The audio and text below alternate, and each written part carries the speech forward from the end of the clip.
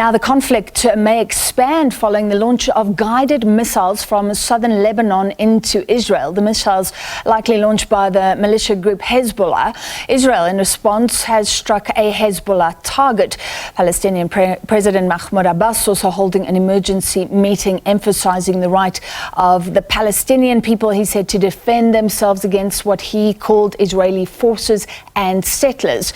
A senior Hezbollah official told Palestinians that their guns and rockets are with Palestine. Meanwhile, the government of Lebanon says Israel must take the blame for what has happened in those areas that were occupied by Israeli citizens.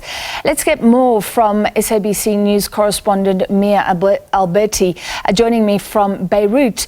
Mia, thank you. Tell us more about government stance and within Lebanon, Hezbollah's stance and actions and hints of further action possibly.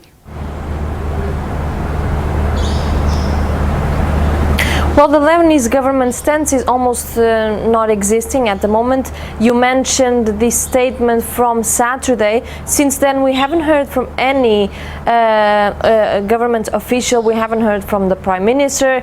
We haven't heard from any kind of Foreign Affairs Minister about the situation, even hours after these attacks started unfolding in the border. We haven't had any official reaction besides the Lebanese army saying that it is responding to the situation and that a child was injured during the exchange of fire. So officially from Lebanon we don't have much, but the Hezbollah has stepped up its narrative on Sunday. As these attacks were occurring, we saw Hezbollah holding a pro-Palestine rally in the suburbs of Beirut, and during that rally a senior Hezbollah official did a speech, and in it had a message to Hamas, but not only for Hamas but to Israel as well, saying that Hezbollah's weapons and Hezbollah's rockets belong to Hamas, saying that basically they are at Hamas's disposal. Now since then, throughout the day, we're seeing this heavy contingent of Israeli troops going to the border. We are seeing Israeli tanks next to the border. The Lebanese army and the United Nations have also deployed from this side of the border.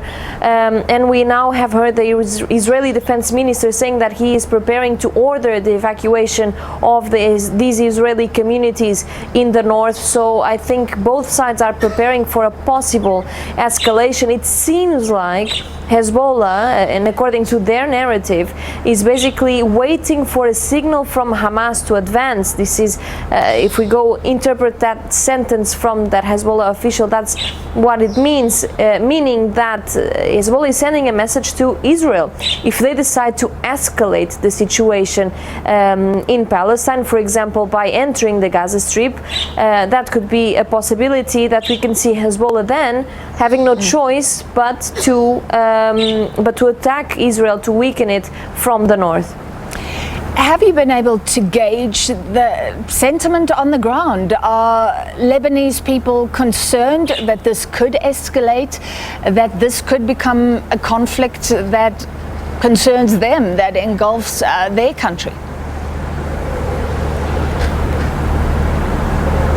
Of course, I mean, throughout the day we have spoken about this type of artillery exchanges being quite common in the south, and even in those events when it is something that it is expected, that it is quite controlled, that it is within custom standards, let's say this, or normal standards, we always see residents of these cities in the south, packing their bags, going into their cars with their children and going to a family's house, maybe in the mountains or in Beirut or further north.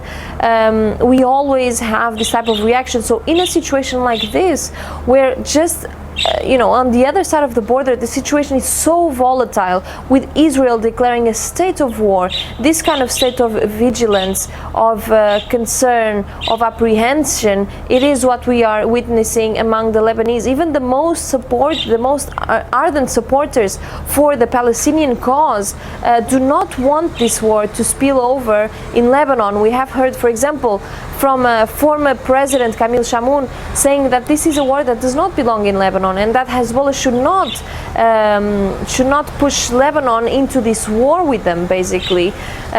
So we have this kind of sympathy of the Lebanese people who have lived under Israeli occupation before with the Palestinians, but at the same time, with the country living such an economic crisis, the people here really do not want to go into an armed conflict yet again. It's not the first time that Lebanon has faced this. And so here in Beirut during this day, Sunday, we have seen streets extremely empty, which is really not that common.